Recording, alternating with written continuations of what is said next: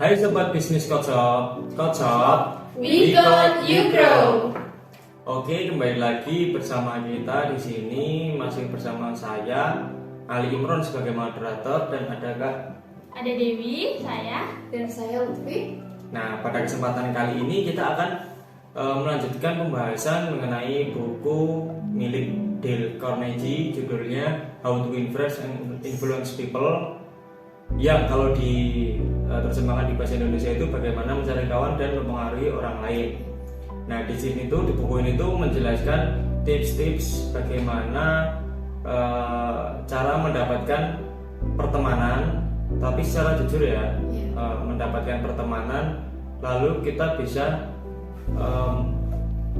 influence apa ya, seperti mempengaruhi orang lain, tapi bukan dalam konotasi negatif ya, mempengaruhi yang dalam arti baik. Itu. Nah, kalau di kesempatan sebelumnya kan kita bahas di bab 3 bagian 2. Nah, sekarang kita masuk di bagian 3 bab 3 yang judulnya Kalau Anda Salah Maka Akuilah. Nah, mungkin teman-teman udah bisa menangkap sendiri nih maksud dari kalau Anda salah maka akuilah itu apa. Kalau saya pribadi sebelum nanya ke teman-teman, saya mau nyoba bahas dulu mengenai bab ini yang kalau yang saya baca itu kayak sebelum orang lain itu memberikan kritik terhadap kesalahan kita, ada baiknya kita itu evaluasi terlebih dahulu, evaluasi diri, dan sebelum sebelum orang lain memberikan kritik kita sudah tahu kesalahan kita di mana. Kalau yang aku ambil sih ya dari buku ini, itu tuh ada sebuah kisah tentang seorang penulis namanya Albert Hubbard. Dia tuh penulis paling orisinal gitu loh Kak. Dia itu kalimat-kalimatnya tuh di dalam bukunya tuh sering banget tajam sampai bikin orang-orang tuh kayak nge-hate dia gitu loh. Tapi dia tuh kayak punya kemampuan unik gitu biar orang-orang tuh kayak bisa maafin dia, terus orang-orang jadi suka sama dia kayak gitu. Kayak contohnya aja, misalnya ada dia dapat kritik nih tentang buku dia, tentang kalimat-kalimat dia di buku itu, nanti dia bakal ngasih surat kayak gini. Setelah dipikir-pikir, saya nggak setuju sepenuhnya dengan diri saya sendiri. Nggak semua yang saya tulis kemarin itu menarik minat saya hari ini. Saya senang mendengar apa yang Anda sampaikan mengenai hal itu. Lain kali, bila Anda berada di daerah pemukiman saya, Anda harus mengunjungi kami dan jika akan membahas subjek ini sampai tuntas. Jadi, jabat tangan saya dan dari jarak bermil-mil jauhnya. Kayak gitu kan, jadi orang jadi dengernya kayak, aku ternyata kritikannya dihargai nih, kayak gitu. Dia juga mengakui gitu kalau kalimat yang dia katakan sebelumnya di buku itu tuh memang tidak sepenuhnya benar, tidak sepenuhnya benar dan bisa dikatakan juga salah gitu ya. Apalagi mengenai kayak buku opini gitu ya, atau pendapat gitu. Jangan sampai kita terlalu menganggap diri kita terlalu benar ya, karena ada kemungkinan, bahkan tidak hanya ada kemungkinan tapi banyak kemungkinan kita itu salah. Jadi jangan ragu untuk mengambil kesalahan itu tadi. Kalau Kak Lutfi sendiri apa yang didapat insight-nya dari itu?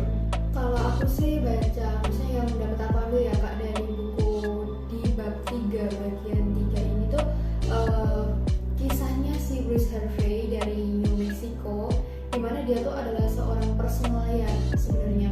Dan kalau personalia kan tugasnya juga kayak menyangkut pembayaran gaji kan. Nah, dia tuh melakukan kesalahan membayar gaji penuh pada seorang karyawan yang dimana karyawannya itu padahal lagi cuti sakit. Berarti kan kalau gitu kan nggak dapat gaji full kan ya. Nah, tapi dia melakukan kesalahan dengan membayar gaji full. Nah, terus si Bruce Harvey ini bilanglah sama si karyawannya intinya kalau terdapat kekeliruan ketika melakukan pembayaran. Nah, setelah itu si karyawannya ini tuh kayak kurang setuju gitu loh kalau misalkan dipotong gaji berikutnya kan, karena kelebihan di bulan kemarin jadinya kan yang bulan berikutnya dipotong tuh. Nah, tapi tuh si karyawannya itu nggak mau. Nah, akhirnya si Bruce Harvey ini bilang tuh sama supervisornya kalau itu kesalahannya dia. Tapi pertama-tama si supervisor ini tuh nggak mau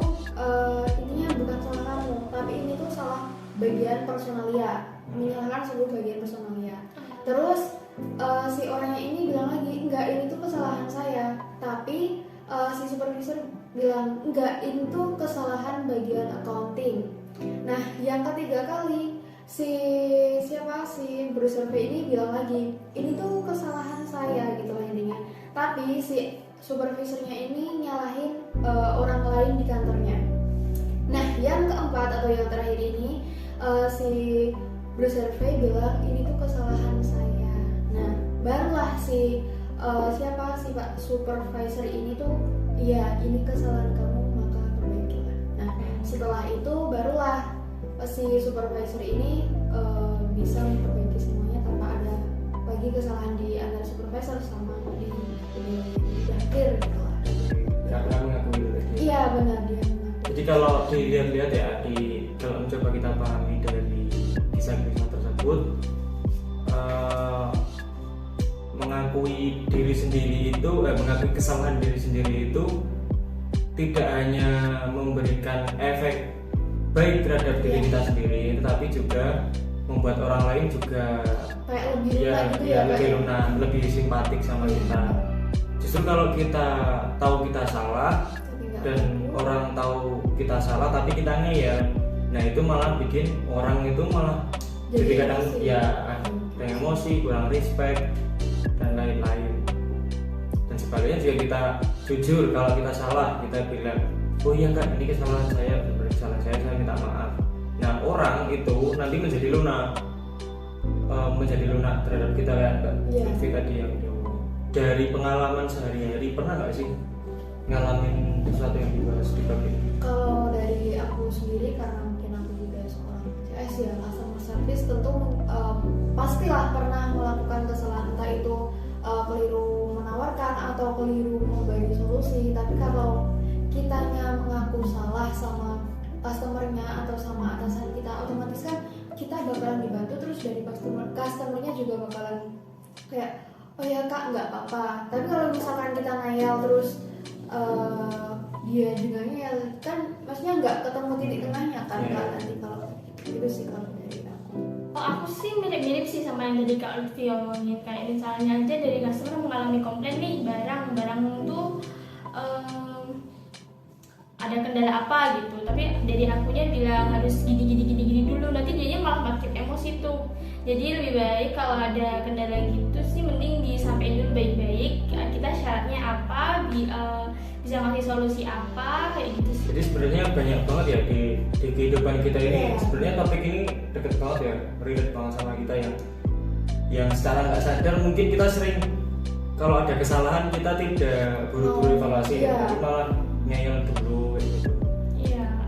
Kadang kan kalau kita salah tuh kita juga gimana ya Kak, sebenarnya kadang tuh takut untuk mengakuinya. Takutnya misalkan kalau kita mengakui jadinya gini-gini, padahal kalau kita mengakui pun ternyata nggak seburuk itu gitu loh, malah dapat kemudahan kalau Ya, kita. dan justru malah kalau kita ngeyel kemungkinan buruknya jadi lebih tinggi. Iya, ya. benar banget.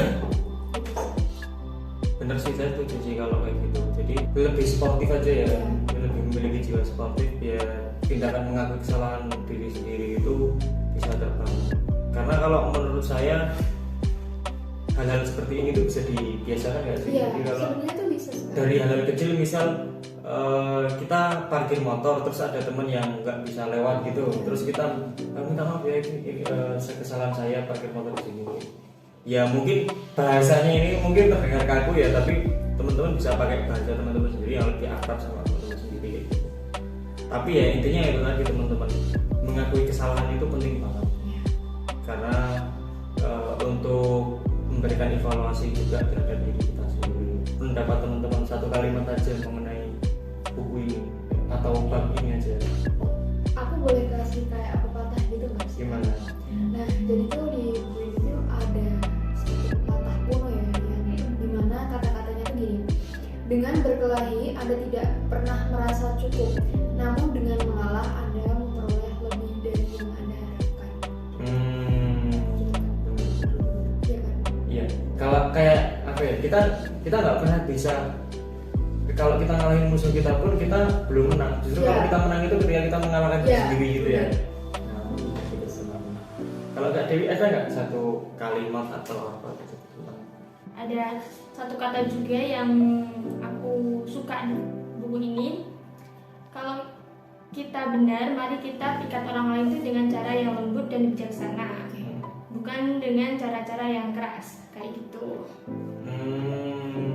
Bener banget, itu juga bisa berhubungan loh. Iya. Kalau misal kita benar, seumpama kita di pihak yang benar, tapi kita memperlakukan lawan itu dengan terhormat, tidak menutup kemungkinan atau bahkan sangat mungkin sekali lawan itu akan mengakui kesalahannya sendiri. Iya.